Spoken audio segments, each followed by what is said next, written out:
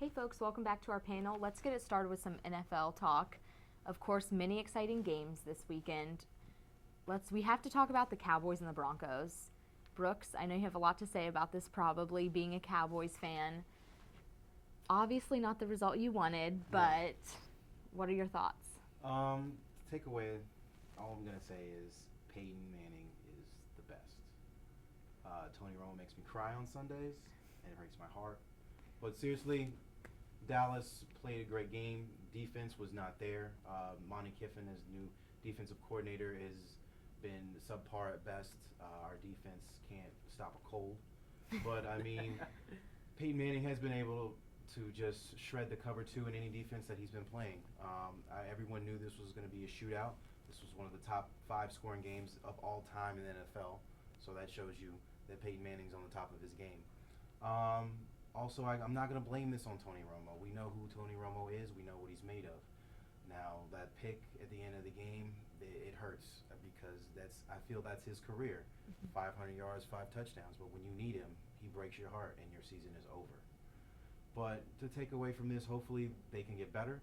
And Denver is a great team. I think Denver is going to be possibly in the AFC Championship. And I think anything else would just be a disappointment. Yeah, well, Brooks, just to fill you in, I know you weren't on the show last week. We all went around and had some Super Bowl favorites early on, early picks, and about 3 of you all chose Denver. I mean, I wasn't one of them, but I mean, there are no doubt in line to possibly go to a Super Bowl this year. I was not either. Pierce, you got to put that out there. You know what I mean? And Peyton Manning, he's playing great right now. But guys, yes, Tony Romo had a Romo moment at the end. But guys, you cannot dismiss the fact that they let 51 points get on the board here. The defense. I look at DeMarcus Ware. You're as much as a leader on this team on the opposite side of the ball as Tony Romo is on offense. Where were you? Why weren't you, pressuring Peyton Manning, getting your troops together, and making something happen here? Like I said, they have changed defensive coordinators, so they went from a 3-4 scheme to a 4-3. So they're kind of changing who they are and what they look like. But like you said, guys got to step up. Guys that get paid, guys have to make moves, and they didn't. And also back to Tyler's point, also Sean Lee, arguably one of the best middle linebackers in the game. Where was he? Why couldn't he rally the troops along with DeMarcus Ware? He wasn't performing, so why couldn't Sean Lee do it? In their defense, no one has really been able to stop this Broncos team. So I don't think it's necessarily the Cowboys' problem, as what team do you think could stop the Broncos if they continue playing how they're playing right now? Seattle, because they got Richard Sherman, who's 6'3", Brandon Browner, 6'4". They can both take Demaryius out of the game single-handedly. Earl Thomas is one of the best, if not the best, ball hawk in the NFL. Wagner is up and coming. Then you got, I think, the best D-line in football with Bruce Irvin, Cliff Averill, who I don't think even starts, Cam Chancellor. Then they'll just run the ball down your throat and just control the clock. And I really think they're going all the way this year. Even on the road? Yeah. I don't know if anyone remembers last year, but that Kansas City game was pretty tough, and they had a lot of difficulty trying to play them. So I'm circling that. Week 11 in Kansas City, Andy Reid, Chiefs 5-0. That's going to be That's going to be a preview for a playoff game. Also, I got one more. Week 7 against the Colts. The Colts, they just beat Seattle. I don't know how they scored 34 on them, but they did. Luck is the future face of the NFL. T.Y. Hilton is a great deep threat. Reggie Wayne's still Reggie Wayne. Still in the Hall of Fame. Oh, for sure. No doubt in my mind on that one. Trent Richardson's coming to his own. He's going to be a big part for them. And then the chemistry between Pep Hamilton, Andrew Luck, and Coby Fleener, they've been together forever. So they already have continuity. They haven't even been together for a year. So they know what they're doing. That's going to be a great preview for the AFC title game. Yeah, Pierce, I'm glad you mentioned the Colts, because you guys are asking, Taylor, you're asking, who could possibly beat the Broncos? Hey, I'm going with the Colts. I'm sorry. Andrew Luck went into Candlestick Park a couple weeks ago, beat San Francisco on the road. How often does that happen, right now? Like Pierce just said, they put up 30 on Seattle, got a big win against them this last Sunday. I mean, the sky's the limit right now for the second-year player, Andrew Luck. He is looking great. What about the Saints? They had a very impressive win this weekend. How do you guys feel? I think Drew Brees is still at the top of his game. Him and Sean Payton, I think, could have arguably the second best offense in the NFL. They are great together. Marcus Colston's very underrated. Sproles, arguably the most underrated back in the NFL. Jimmy Graham is a freak of nature. He's huge To and put it fast. politely. Yeah. I think he's a stud at that position, by far best tight end in the NFL. And their defense is actually getting a lot better under Rob Ryan. Definitely. Rob Ryan is doing great things there. They were historically bad last year. Now they're very respectable. You guys know I'm sitting here with the ants in my pants practically. I mean, like I said last week on the show, I'm picking Saints as an early Super Bowl favorite. Yeah, as you should. The Saints are 5-0, and like Pierce said, with Rob Ryan and getting your coach back, I mean that's a lot. Sean Payton is the glue to this team. Also, there's a big test this Sunday. They're playing the Patriots in Foxborough.